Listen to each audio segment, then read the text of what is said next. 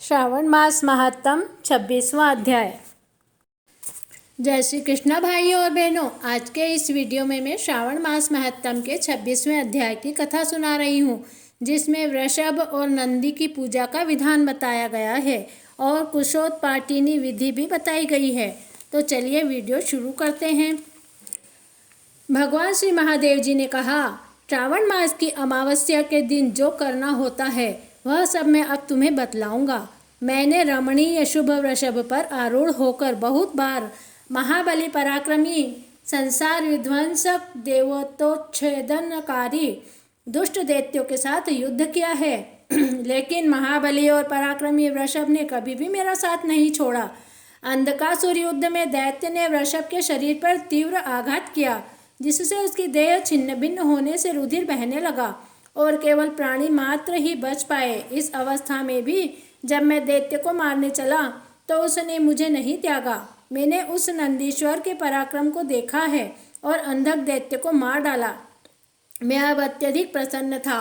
मैंने नंदी से कहा, हे सुव्रत, तेरे काम से मैं संतुष्ट हूँ। तू मुझसे वर मांग। तेरे व्रण अच्छे हों, निरोगी बली हो, तुम्हारा पहले से अधिक रूप वीर्य बढ़े। तुम इस समय जो जो वर मांगोगे मैं अवश्य तुम्हें दूंगा। नंदी ने कहा, हे देवादिदेव, हे महेश्वर, मुझे कुछ नहीं चाहिए। आप मुझ पर प्रसन्न हैं, इससे बढ़कर और क्या वैभव होगा भगवान। फिर भी मैं संसार के उपकार हेतु याचना करता हूँ। आज श्रावण मास की अमावस्या है। आज के दिन मेरा कामधेनु सदृश जन्म हो। इस अमावस्या को और भी वर दे, जिससे कि इच्छित वर प्रद हो। भक्ति द्वारा प्रत्यक्ष गो तथा बैल का भी जो पूजन करे, गेरू आदि धातुओं से उनकी देह को विभूषित करे, सींगों पर चांदी सोने के पत्रे चढ़ाकर विभूषित करे, दोनों सींगों में रेशम के गुच्छे बांधे, चित्र विचित्र नाना रंगों के सुंदर कपड़ों से पीठ को ढक कर कंठ में सुमधुर शब्द करने वाली घंटी को बांधे, दिन के 8वें हिस्से में गांव के बाहर ले जावे तथा शाम को फिर गांव के अंदर ले आवे। जो मनुष्य गो बैलों को खली, बिनोले आदि नैवेद्यों तथा नाना प्रकार के अन्नों को समर्पित करते हैं, उनके यहाँ गोधन की वृद्धि होती है। वह घर जिसमें गो नहीं होती शमशान के तुल्य होता है। वह इसलिए कि पंचामृत और पंचगव्य गोरस के बिना नहीं बनता और गोमय के बिना घर का सामर्यार्जन नहीं होता, क्योंकि चींटी आदि जंतुओं का वहाँ उपद्रव रहता है। जहाँ पर गोमूत्र का प्रोक्षण नहीं होता, हे देवाधिदेव, हे महेश्वर, गोरस के बिना भोजन का क्या रस है। हे सुरोत्तम, यदि आप मुझ पर प्रसन्न हैं तो इतने वर मुझे दे डालिए। इस तरह नंदी की वाणी सुनकर मैं अत्यधिक प्रसन्न हो गया। मैंने उससे कहा, हे सुव्रत, तुमने जो कुछ भी मुझसे मांगा है वह मैं तुम्हें अवश्य दूंगा।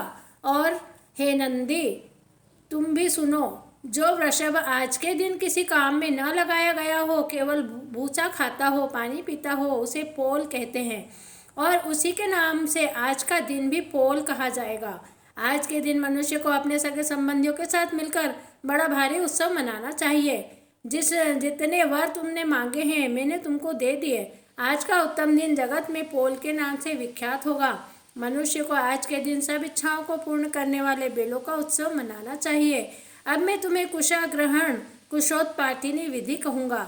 श्रावण अमावस्या के दिन स्नान आदि करके पवित्र होकर कुशोत्पाटन करें।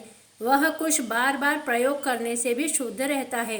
कुश, काश, भव, दुर्वा, खस, कुंदक, गेहूँ, चावल, मूंज और घास, यह 10 कुशा के भेद हैं। ब्रह्मा द्वारा नैसर्गिक उत्पन्न दर्भ मेरे सब पापों को नष्ट करते हैं।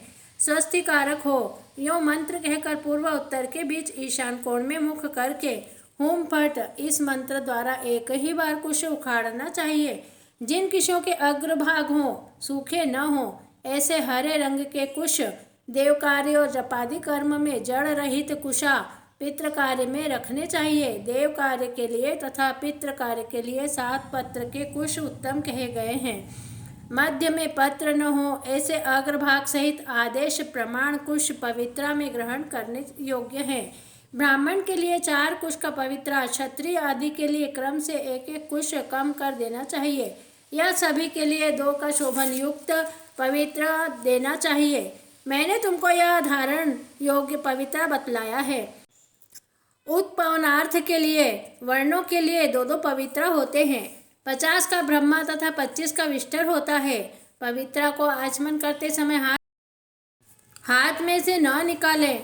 विकिट अग्नि कारण तथा पाद्य समाप्ति पर पवित्रा त्याग देना चाहिए। दर्भ तुल्य पुण्यदाता अन्य कोई पवित्रा पापनाशक नहीं है। जितने देव और पितृ कार्य हैं वह सब दर्भाधीन है। अमावस्या के दिन ऐसे दर्भों को स्वीकार करना चाहिए।